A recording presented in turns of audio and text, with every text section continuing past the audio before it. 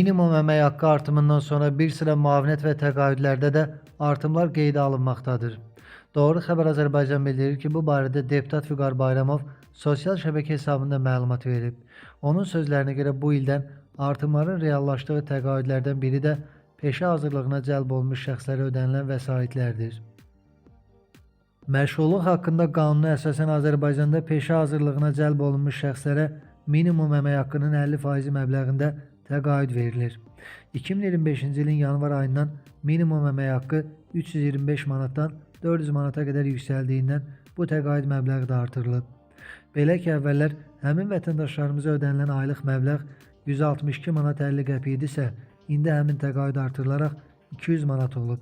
Bu o deməkdir ki, peşə hazırlığına cəlb olunmuş şəxslərə verilən təqaüd məbləği 14% artırılıb.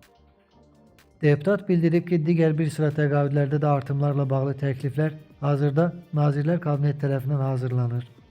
Təkliflərin bu ayın ikinci yarısında dövlət başçısına təqdim edilməsi gözlənilir. Bu o deməkdir ki, yaxın zamanlarda bir sıra digər müavinət və təqaüdlərdə də artımlar olacaq deyə Vüqar Bayramov sözlərinə əlavə edib.